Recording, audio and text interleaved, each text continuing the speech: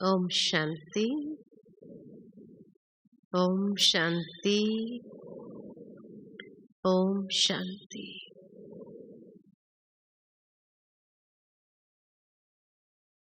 वर्तमान समय के हिसाब से अब बाबा हम बच्चों से तपस्या का भी पूर्ण रूप चाहते हैं। वैसे हम सभी बाबा को याद करते ही हैं। योग तो हम करते ही हैं, परंतु योग और तपस्या में अंतर क्या है, क्या कहेंगे? योग तो रोज होता ही है, लेकिन योग और तपस्या में क्या अंतर है, क्या कहेंगे?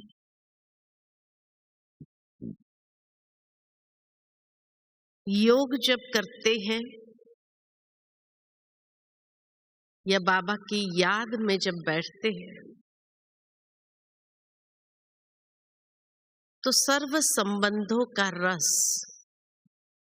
हम बाबा से अनुभव करते हैं। और इसीलिए योग एक सब्जेक्ट है। याद हमारा 4 विषयों में से एक विषय है, लेकिन तपस्या जीवन है। ब्राह्मण जीवन एक बहुत बड़ी तपस्या है, जिसके अंदर चारों ही सब्जेक्ट आ जाते हैं। जब ज्ञान को हम जीवन में अप्लाई करते हैं, ज्ञान युक्त हो जाते हैं, योग युक्त हो जाते हैं, युक्ति युक्त हो जाते हैं और धारणा युक्त हो जाते हैं। जब चारों ही सब्जेक्ट में प्रैक्टिकल एप्लीकेशन होने लगता है तो ये है तपस्या। ये अंतर है। अब जब कहा कि ब्राह्मण जीवन एक तपस्या है, तो ये तपस्या का आधार क्या है? तो बाबा ने हम बच्चों को बताया है, पहली बात कि बिना त्याग के तपस्या नहीं हो सकती है।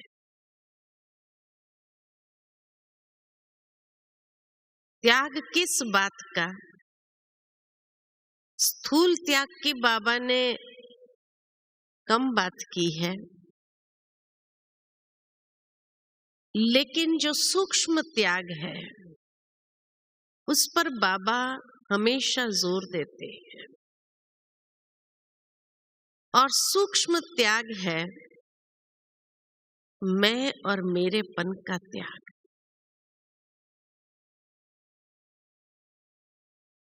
जब हम योग में बैठते हैं तब तो मैं और मेरेपन के उभरने की कोई बात ही नहीं है।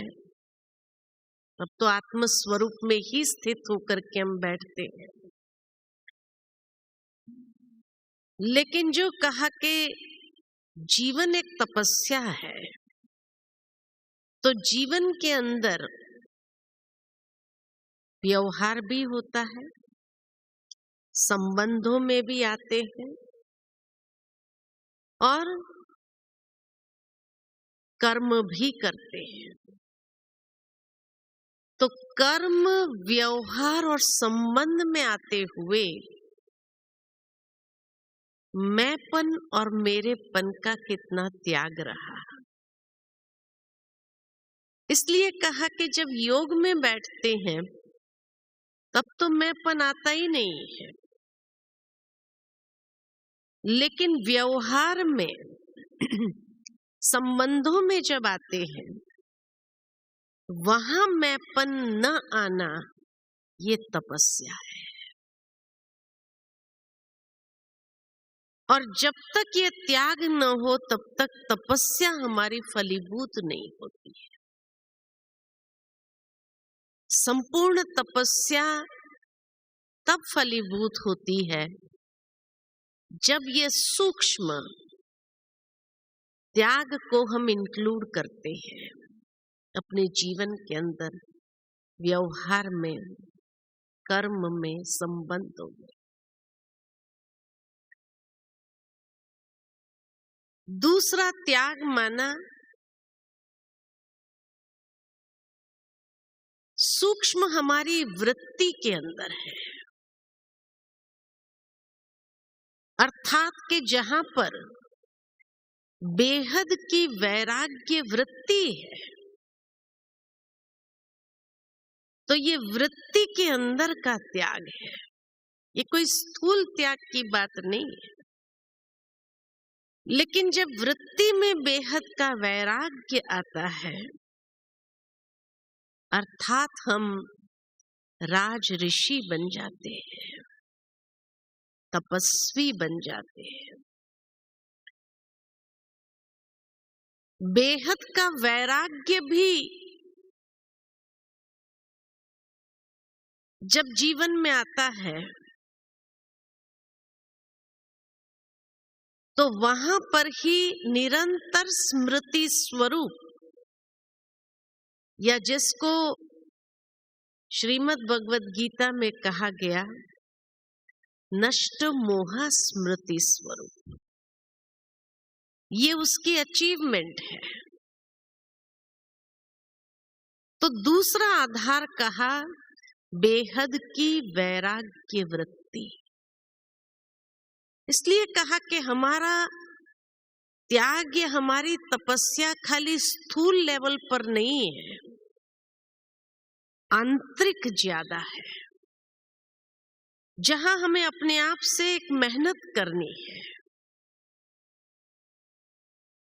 और तब वो परिपूर्ण होती है। तीसरी बात, तपस्या माना संपूर्ण पवित्रता। जब तक पवित्रता सूक्ष्म स्तर पर नहीं आती है, तब तक तपस्या नहीं हो सकती है। इसीलिए बाबा ने ब्राह्मण जीवन का आधार पवित्रता की धारणा कराई। और इस पवित्रता के अंदर, जिसको कहे एक व्रता हमें बनाया, एक का पाठ पक्का कराया, ये तपस्या है। एक का पाठ यानी जो बाबा ने बीच में अव्यक्त मुरली में हम सबको कहा, एक नामी, एक रस, एकांत, एक की लगन में मगन, इसको कहेंगे संपूर्ण पवित्रता। अगर पवित्रता अंदर में संपूर्ण नहीं है, तो ये एक का पाठ हमारा पक्का नहीं होता है। एक के साथ जब दूसरा आया, तो वहां वो तपस्या हमारी भंग हो जाती है। इसलिए कहा एक नामी और एकांत, एक के अंत में समा जाना, और उस एकांत में समाने के लिए एक रस, अर्थात एक बाबा के साथ सर्व संबंधों का रस हम स्वयं में अनुभव करें और एक की लगन में मगन, तभी हम हो सकते हैं। ये हमारी रियल तपस्या है। हमारा सारा पुरुषार्थ उसी के आधार पर चलता है कि हम एक के लगन में मगन हो रहे हैं या अभी भी मन इधर उधर भाग रहा है, भटक रहा है। जब तक ये भटकता है तब तक तपस्या नहीं होती है।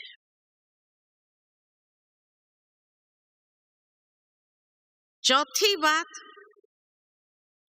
तपस्या यानी दृढ़ता संपन्न अभ्यास, दृढ़ संकल्पधारी हो जाना। कई बार हम दृढ़ संकल्प तो कर लेते हैं, लेकिन कुछ समय के बाद वो दृढ़ संकल्प हमारा ढीला हो जाता है और पता भी नहीं चलता है कि कब ढीला हो गया, कब हम वही पुरानी चाल में चले गए, ये पता ही नहीं चलता है। फिर अफसोस होता है कि बाबा के घर में गए, वहां हमने ये संकल्प लिया, लेकिन दृढ़ संकल्प हमारा ढीला क्यों हो जाता है?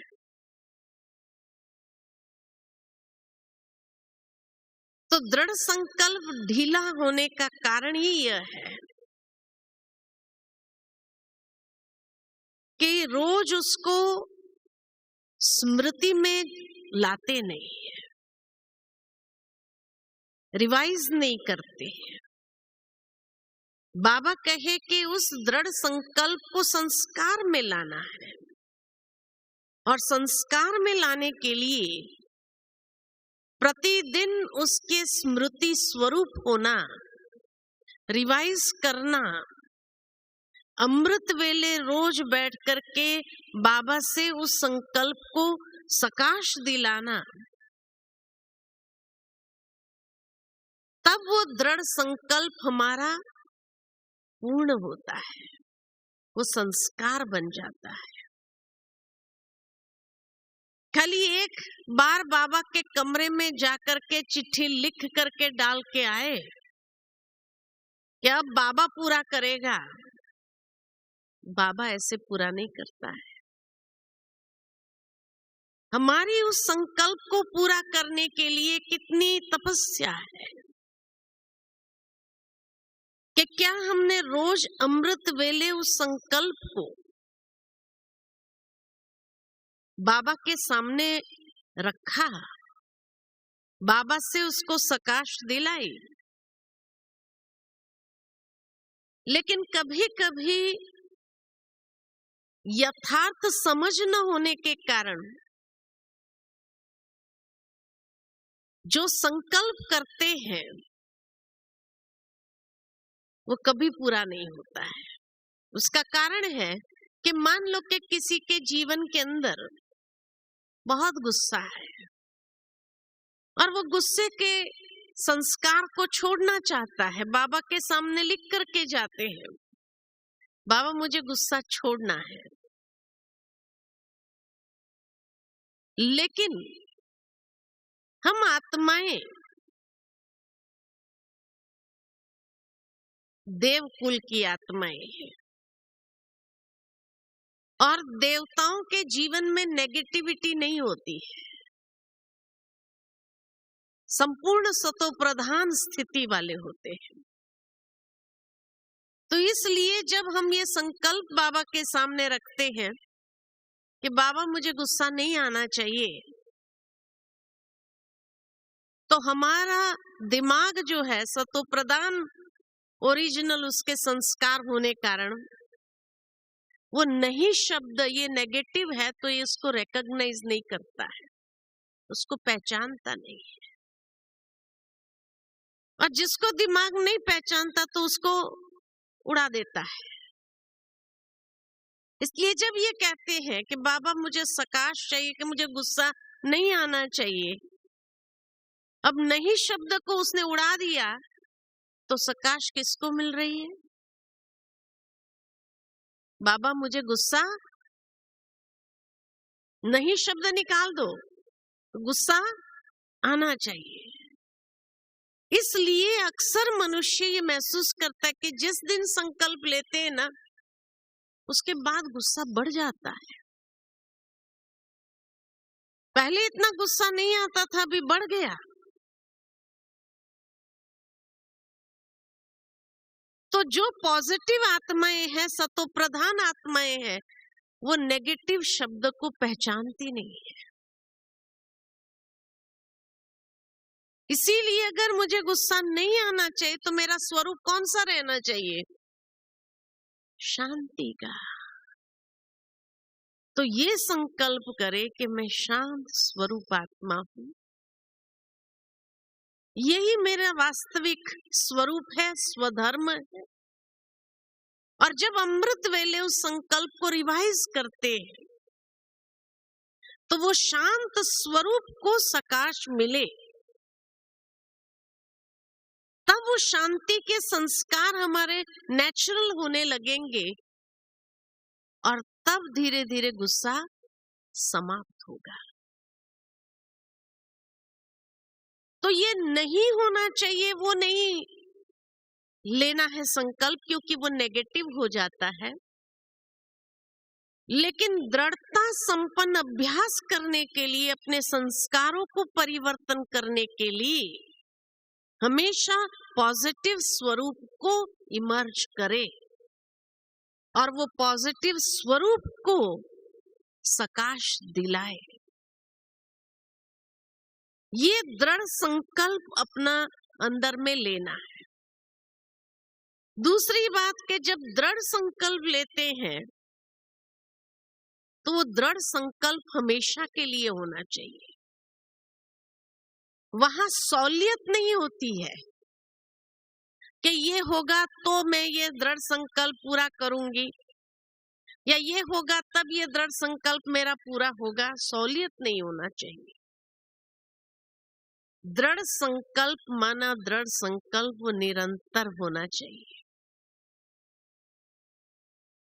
देखो भक्ति मार्ग में भी जैसे ध्रुव है, ध्रुव ने संकल्प लिया कि तपस्या द्वारा मुझे परमात्मा से वो माता पिता का अनुभव करना है, और उस तपस्या में उसने अपने आप को जंगल में ले गया, वहां तपस्या आरंभ की। लेकिन उसमें सौलियत नहीं कि अगर बारिश आ गई तो मैं उस दिन तपस्या नहीं करूंगा, या रात को सोने के लिए थक जाऊंगा तो मैं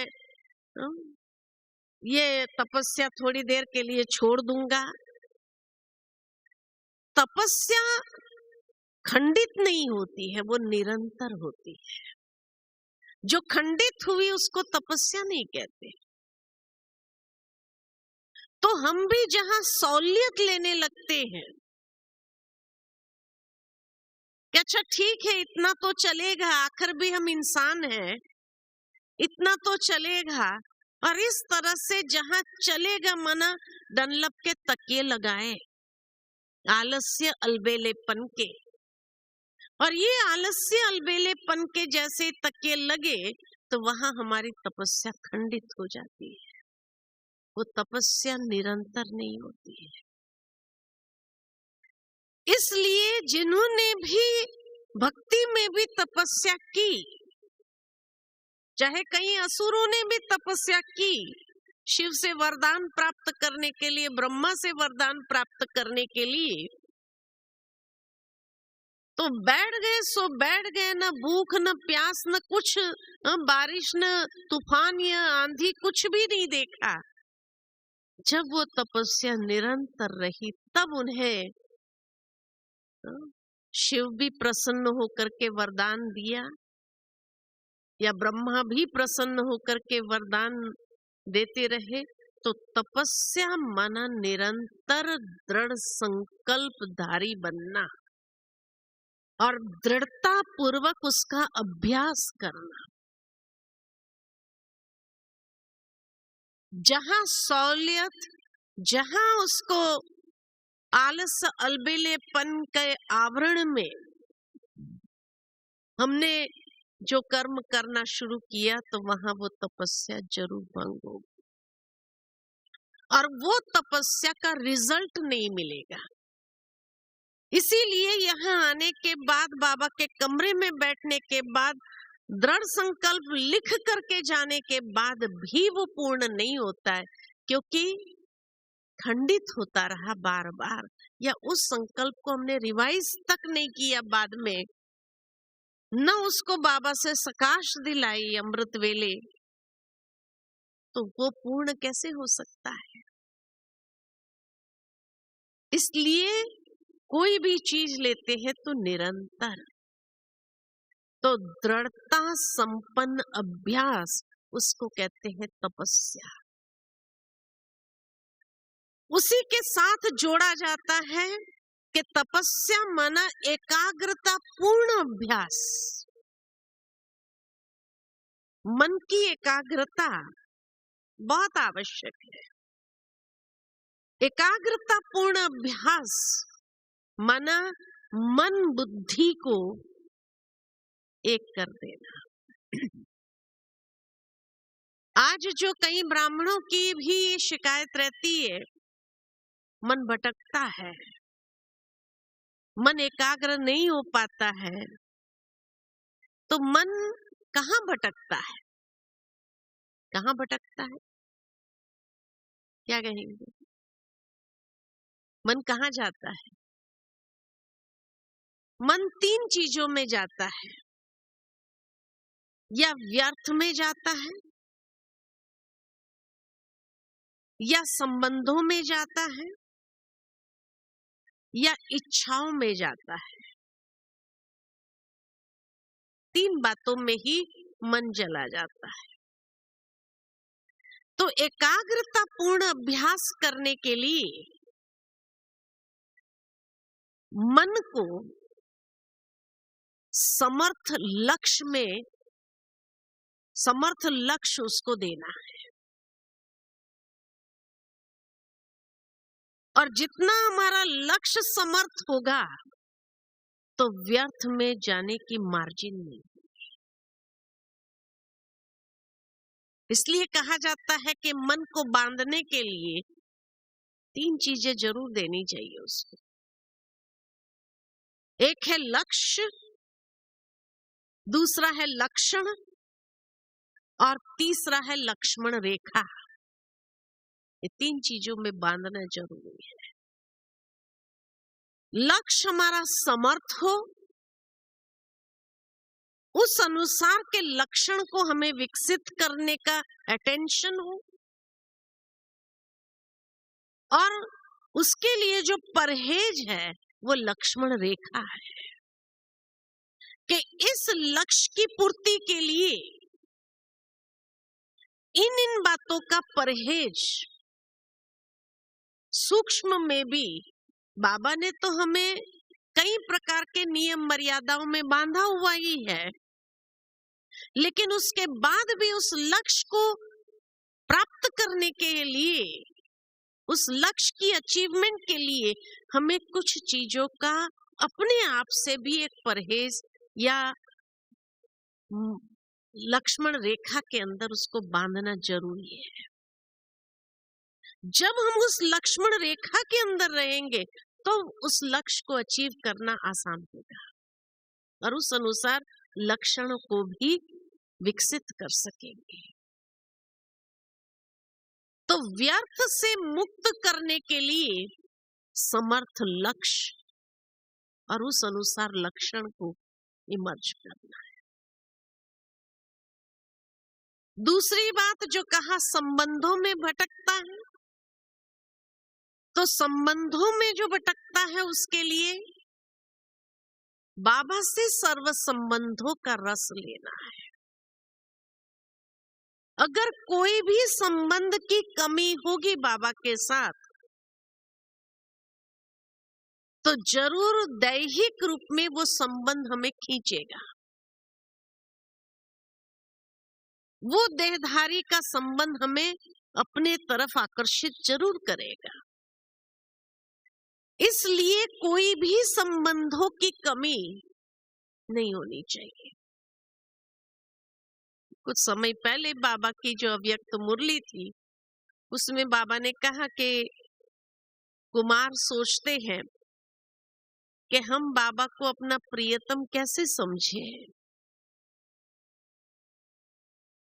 या कई ऐसे भी होते हैं जो सोचते हैं हम माता पिता के रूप में बाबा को अच्छी तरह से याद कर सकते हैं,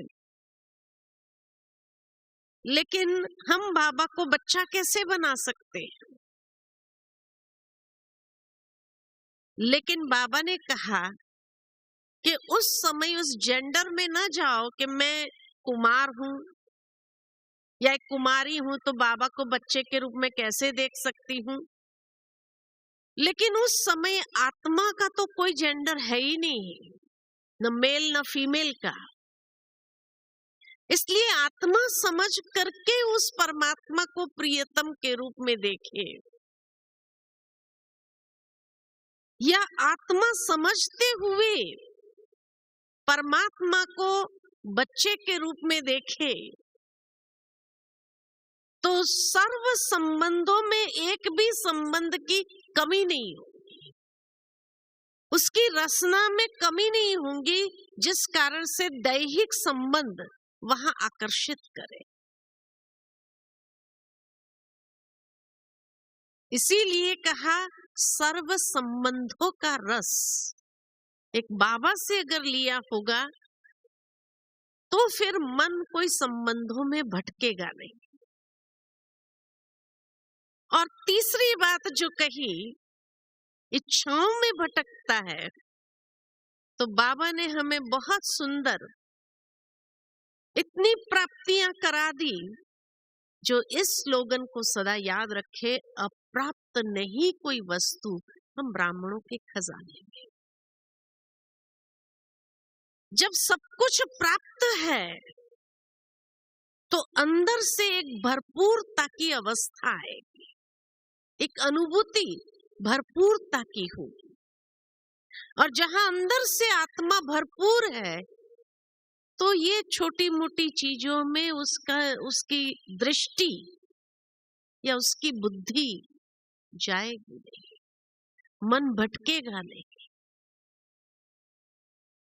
तो अंदर में भरपूरता का अनुभव, जो बाबा कहते हैं ना कई बार कि खाली मटका या आधा भरा हुआ मटका क्या होगा, छलकता है, लेकिन अगर भरपूर है तो उसमें दूसरी कोई चीज जा नहीं सकती। तो हमारी दृष्टि भी और कोई चीजों में डूबेगी नहीं अगर अंदर में भरपूरता है। तो अप्राप्त नहीं कोई वस्तु हम ब्राह्मणों के खजाने। और ये बात जब स्मृति में रखते हैं कि जिसकी आवश्यकता होगी बाबा किसी न किसी को निमित्त बना करके वो चीज मेरे तक पहुंचा देगा। अगर सेवा के लिए भी आवश्यकता होगी तो,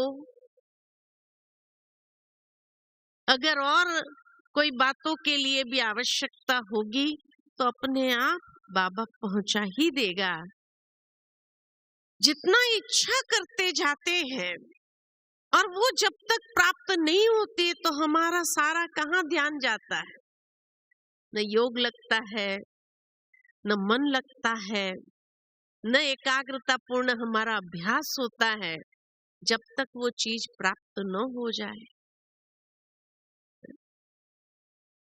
और वही कहीं न कहीं हमें रावण की नगरी तक भी पहुंचा देगा। सीता की बात रामायण के अंदर आती है कि सीता ने मर्यादा की रेखा क्रॉस की तो रावण के द्वार में पहुंच गई, रावण की शोक वाटिका में पहुंच गई। लेकिन खाली मर्यादा की लकीर को क्रॉस किया इतना नहीं, लेकिन जैसे कहा जाता है एक गलती अनेक गलती करवाता है, तो मर्यादा की रेखा तो लास्ट में उसने क्रॉस की, उसके पहले 5 गलतियां की और वो 5 गलतियों के कारण लास्ट में उसने मर्यादा की रेखा को भी क्रॉस कर दिया। पहली गलती कौन सी हुई उससे? पहली गलती कौन सी हुई? हिरण के तरफ आसक्त हो गई, आकर्षित हो गई। और जैसे ही आकर्षण हुआ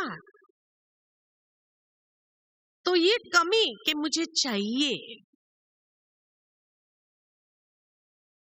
नहीं तो महल छोड़ करके आई, सारे जेवरात छोड़ करके आई, वस्त्र आदि छोड़ के आई, और एक हिरण में बुद्धि गई,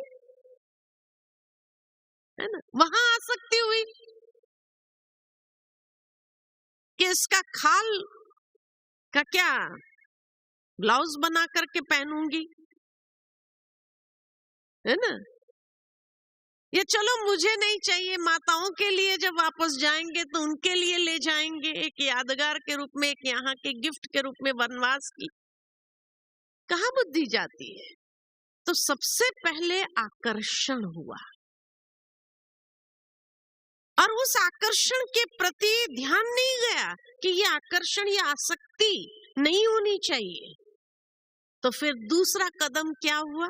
दूसरी गलती कहाँ हुई कि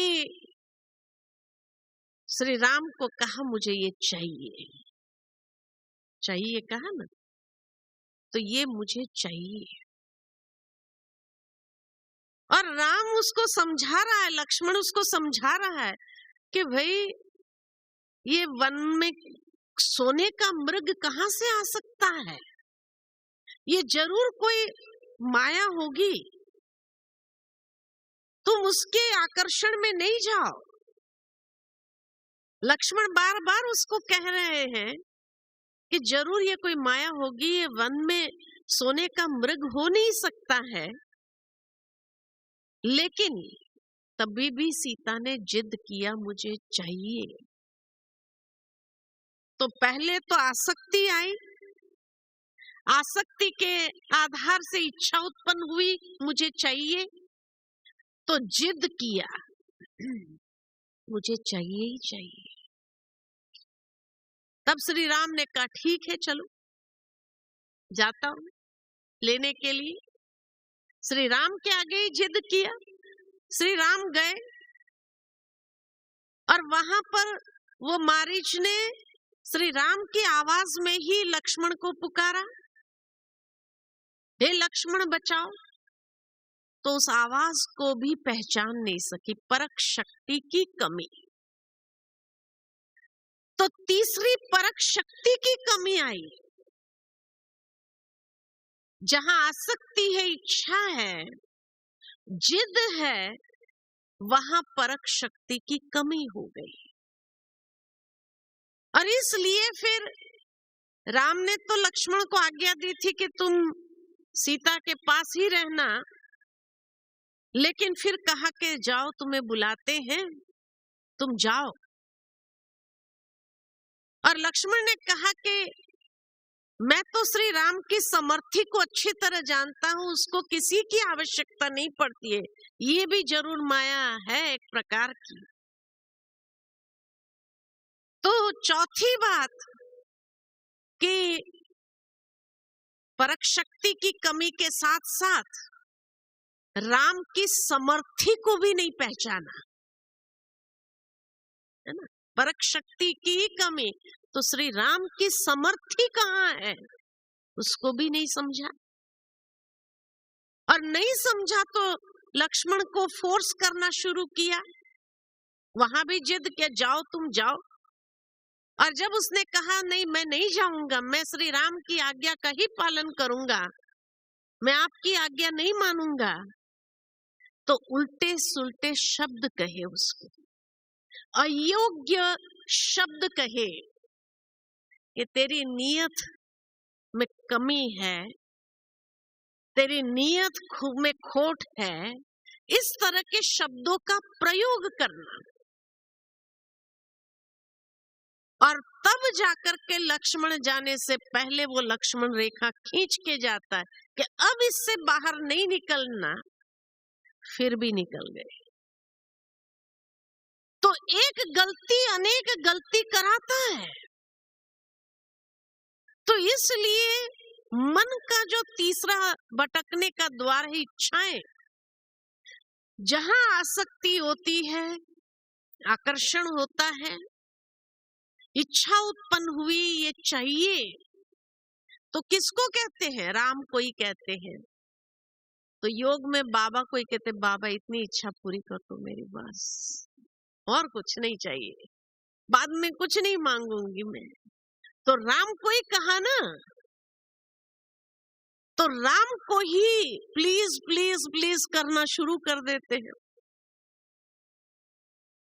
और फिर क्या कहते हैं, कई माताएं बहनें हमारे पास भी आकर कहते हैं, मधुबन में आए ना बाबा हर इच्छा पूरी कर देता है, जो संकल्प रखते हैं ना हर इच्छा पूरी कर देता है।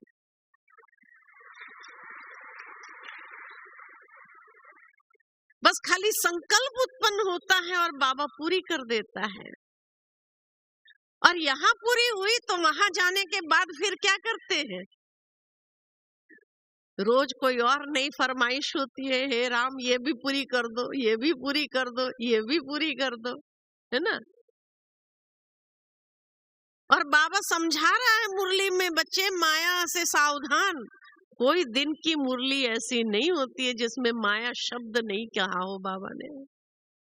इतना हमारा अटेंशन खिंचवाते रहते हैं बाबा कि माया कितने स्वरूप से आती है, लेकिन फिर भी राम के सामने रोज नई फरमाइश करने की आदत पड़ जाती है कि बाबा तो पूरी कर देगा। छोटे से छोटे संकल्प भी पूरा कर देते हैं।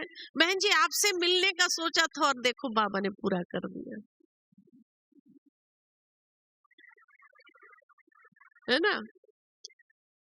तो इसीलिए सोचते हैं जब बाबा छोटे छोटे संकल्प भी हमारे पूरे कर रहे हैं, तो यहाँ से जाने के बाद तो क्या होता है, कई बार बाबा को कहते हैं, बाबा मेरे परिवार वालों का बुद्धि का ताला खोल दो। कभी क्या फरमाइश होती है, कभी क्या फरमाइश होती है, और सब भूल जाते हैं हम, ज्ञान पूरा ही उड़ जाता है कि बाबा ने कहा है कि कर्म की गति में भगवान इंटरफियर नहीं करता है। आपके कर्म का जो हिसाब है उसमें भगवान इंटरफियर नहीं कर सकता है। तो कई लोग क्या कहते हैं, जब ज्ञान में शुरू में आए ना बाबा हर संकल्प पूरा कर, और अभी तो जैसे सुनता ही नहीं है बाबा भी हमारी। हाँ क्या कहेंगे। तब हम कई बार कहते हैं, जैसे एक छोटा बच्चा होता है ना, जब चलना सीखता है तो उसको अंगुली देते हैं और अंगुली पकड़ करके चलाते हैं, और वो बड़े मजे से चलने लगता है, उसको लगता है मेरे को चलना आ गया। लेकिन आप थोड़ा अंगुली छोड़ो तो क्या होता है, उसका बैलेंस गड़बड़ा जाता है, गिर जाता है। तो शुरू में बहुत अच्छा योग लगता था, बाबा हर संकल्प पूरा करता था, क्योंकि बाबा ने अंगुली पकड़ी हुई थी, चलाना सिखा रहा था। लेकिन बच्चे को सदा ये आदत तो नहीं लगाएगा। परिवार वाले बड़े भी, माता पिता हमेशा बच्चे को अंगुली देकर चलाते रहे घर में, ऐसा तो नहीं करेंगे ना। छोड़ेंगे कि नहीं छोड़ेंगे, ताकि अपने पैरों पर खड़ा हो, उसके पैरों में मजबूती आए, उसका आत्मविश्वास बढ़े। भले 2 बार गिरेगा, छोड़ते हैं ना अंगुली, तो बाबा भी छोड़ता है। और जब छोड़ता है ना तो लगता है अभी तो योग ही नहीं लगता है, पहले तो इतना अच्छा योग लगता था, लेकिन तब तो बाबा ने लगाया हुआ था। आपके साथ बाबा ने लगाया था, अब बाबा कहते अपने पैरों पर चलो, अपने पैरों पर खड़े हो। तो वहां जो मेहनत करनी पड़ती है, और उस समय जब आसक्ति आ जाती है, इच्छाएं उत्पन्न हो जाती है, अब बाबा के सामने अनेक बार संकल्प रखने पर भी पूरा नहीं करते, जिद करना शुरू करते बाबा के साथ भी, है ना। खास योग लगाना चालू करते कई लोग, 21 दिन का 40 दिन का योग लगाना चालू करते। जिद, ये जिद है, ये दृढ़ संकल्प नहीं है। दृढ़ संकल्प प्योर होता है, जिसमें खुद को भी सुख मिलता है, हमारे आसपास वालों को भी सुख की अनुभूति होती है। लेकिन जिद में खुद भी दुखी हो रहे हैं, हमारे आसपास वाले भी दुखी होते हैं, उसको जिद कहते हैं। तो इसीलिए इच्छा मात्रम अविद्या, या ब्राह्मणों के खजाने में कोई अप्राप्त वस्तु नहीं है। जब इस धारणा को जीवन के अंदर ले आते, यही तपस्या है। और तब हमारी बुद्धि निश्चय बुद्धि होकर के इतनी क्लीन, क्लियर और प्योर होकर बाबा में लग जाती है। निश्चय बुद्धि विजयंती। तो इसीलिए कहा कि एक गलती अनेक गलती कराती है, और इसी तरह कभी कभी हमारे शब्दों में भी वो कटुता आ जाती है, व्यवहारिक स्तर पर भी, और कभी कभी ब्राह्मण परिवार में भी अनेक प्रकार के अयोग्य शब्द भी निकलने लगते हैं, और फिर कहीं न कहीं मर्यादा की लकीर को भी क्रॉस कर देते हैं। तो मन बुद्धि लगेगी कहां से? इसलिए एकाग्रता पूर्ण अभ्यास, तो मन और बुद्धि को लक्ष्य समर्थ हो, सर्व संबंधों का रस लिया हुआ हो, और अप्राप्त नहीं कोई वस्तु हम ब्राह्मणों के खजाने में, ये जब स्थिति आती है और निश्चय बुद्धि होकर के जब बाबा को याद करते हैं, तो सहजता से हमारी तपस्या पूर्ण होने लगती है। और पांचवी बात, तपस्या माना, कोई भी तपस्वी का चेहरा देखो तो कितना शांत। तपस्या माना जहां साइलेंस पावर हो, शांति की शक्ति अनुभूति में आए। एक होता है मुख का मौन, ये भी तपस्या मानी गई है भक्ति में। जब कोई मौन रखता है, तो एक होता है मुख का मौन, जो भी एक तपस्या है, लेकिन बाबा ने हमें उससे भी सूक्ष्म तपस्या बताई है, मन का मौन। कल बाबा का आने का दिन है, और उस बात को जब अनुभव करना है, तो अनुभव करने के लिए मन का मौन, खाली मुख का मौन नहीं। लेकिन कई बार देखा जाता कि जिस दिन बाबा आने वाले होते हैं, उसकी खुशी इतनी ज्यादा होती है, तो ज्यादा वाचाल में आ जाते हैं, अंतर्मुखी होने के बजाय। तो अंतर्मुखता ये तपस्या है हमारी, लेकिन उसके साथ साथ मुख के मौन के साथ मन का मौन, ये सबसे बड़ी तपस्या है। और कल इस तपस्या को अनुभव करना है, इस तपस्या को साकार में लाना है। तब आप शाम को जब बाबा के मिलन के समय बैठेंगे, तो महसूस करेंगे जैसे सचमुच बाबा की प्रेजेंस को अनुभव करेंगे। तब कोई भी प्रकार की हमारे जो आश होती है, वो सब समाप्त हो जाती है। ये तपस्या कल जरूर करना है, मुख के मौन के साथ साथ मन का मौन, व्यर्थ संकल्पों का मौन। और जितना हो सके मुख को भी, आज रात से ही परिवार वालों को भी फोन करके बात कर लो, कल मेरा मौन है, और सारा दिन मौन रखना है। सुबह तक मौन जब रखेंगे, तो उस चीज को ग्रहण करते हुए अपने अंदर समा सकेंगे। और उसका अनुभव यहाँ से अपने साथ ले जा सकेंगे। जिसके लिए आए हैं, बातें तो बाद में भी होती रहेगी, यहाँ से जाने के बाद भी होगी, लेकिन ये अनुभव बार बार नहीं मिलेगा जो कहा बाबा उंगली देगा कल। और जब ये उंगली आप पकड़ लेंगे तो जो अनुभव करने के लिए आप यहाँ पहुंचे हैं, जिससे हमारी बैटरी संपूर्ण चार्ज होती है, उस अनुभव को भी आप साकार कर सकेंगे। और छठी बात, तपस्या माना 5 बातों पर जीत। कर्मेंद्रिय जीत, संस्कार जीत, प्रकृति जीत, फिर माया जीत, और लास्ट में निद्रा जीत, है ना।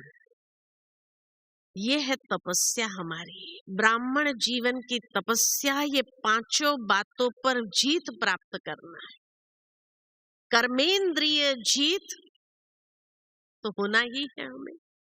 बाबा ने कहा है कर्मेंद्रिय को डिसिप्लिन करना ही होगा, क्योंकि तभी आप मन को भी सहज डिसिप्लिन कर सकेंगे, वश कर सकेंगे। दूसरे पुराने संस्कारों जीत, क्योंकि बाबा का बनने के बाद जैसे ही रियलाइजेशन होता है कि हाँ ये पुराना संस्कार है, ये नहीं होना चाहिए, तो फिर हमारा पुरुषार्थ आरंभ होता है उस संस्कारों को जीतने के लिए। और तीसरा फिर है प्रकृति जीत। एक होती है बाहर की प्रकृति, 5 तत्व, दूसरी होती है आंतरिक प्रकृति, जो हमारा नेचर, जिसके लिए बाबा कई बार हम बच्चों को कहते कि कई लोग कहते हैं मेरा नेचर ही ऐसा है, क्या करे, मेरा स्वभाव ऐसा है। तो ये नेचर के ऊपर जीत प्राप्त करने के लिए, ये प्रकृति के ऊपर जीत प्राप्त करने के लिए नेचर क्योर करना जरूरी है। नेचर क्योर में क्या करते हैं? उपवास, परहेज कराते हैं। तो इसीलिए ये परहेज करना हमें आवश्यक है। जब ये प्रकृति जीत हो जाते हैं तो माया जीत माना हर कर्मेंद्रिय, हर कमजोरी के ऊपर विजयी। माया माना क्या? कोई चीज वस्तु थोड़ी है। अपनी कमजोरी जहां है वही तो माया है। तो उस कमजोरी के ऊपर विजयी होना, और जैसे जैसे कमजोरी के ऊपर विजयी होते तो निद्रा जीत माना रॉयल रूप के आलस्य और अलबेलेपन के ऊपर विजयी। रॉयल रूप का है ना। एक होता है स्थूल रूप में आलस आ गया, बैठ गया, नहीं करना है, छोड़ो। लेकिन जो सूक्ष्म है आलस्य, रॉयल रूप का, अपने आप को ही समझाना चालू करते हैं। सुबह उठना है अमृत वेले, आंख बाबा हिला करके उठाता है, खुलती है आंख, लेकिन फिर रॉयल रूप का आलस अलबेलापन क्या होता है? और कल रात को सोने में बहुत देर हो गई थी, कोई बात नहीं, 5 मिनट बाबा आपने तो उठा दिया, थैंक्स। लेकिन 5 मिनट के बाद उठते हैं और 5 मिनट क्या हो जाता है? 4:45 हो जाता है ना, ये 5 बज जाता है। और फिर या तो कभी कभी अपने आप को ही समझाते हैं, बाबा ने तो उठा दिया, देखो कितनी अच्छी बात है, लेकिन तबीयत भी थोड़ी ठीक नहीं है ना, तो कोई बात नहीं, खटिया में ही बैठे बैठे याद करेंगे। बाबा तो कहता है कोई बात नहीं, तबीयत ठीक नहीं हो तो लेटे लेटे भी याद कर सकते हो, है ना। इसको क्या कहेंगे? ये है रॉयल रूप का आलस्य और अलबेलापन। तो इसीलिए उसके ऊपर भी जीत। ये तपस्या हमारी जीवन है, जहाँ ये पांचों बातों पर संपूर्ण जीत प्राप्त करें, यही तो तपस्या है। ठीक है, तो आंतरिक तपस्या, ये 6 बातें जो आपको बताई, उसके ऊपर विशेष हमें अपने आप में ध्यान देना है और क्या करना है, विजयी हो जाना है। ठीक है, अच्छा, ओम शांति।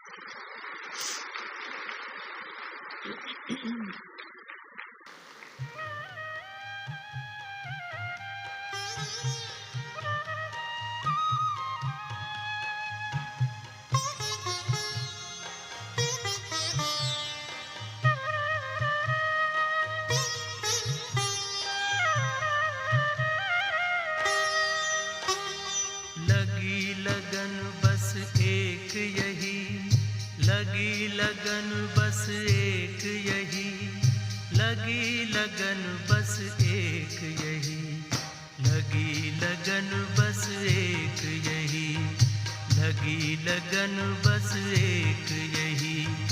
हमें तपस्या करना है, बन के तपस्वी मूरत साथी, अब अपने घर चलना है।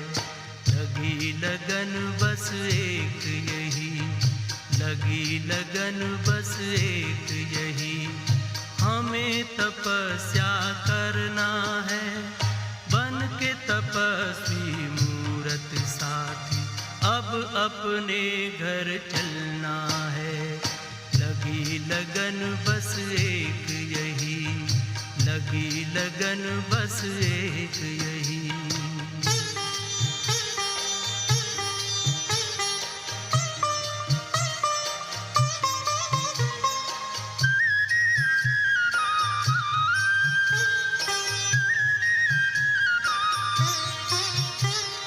तपस्या की मीठी मीठी लहरों के बीच में आओ खो जाएं हम अपने स्वरूप में।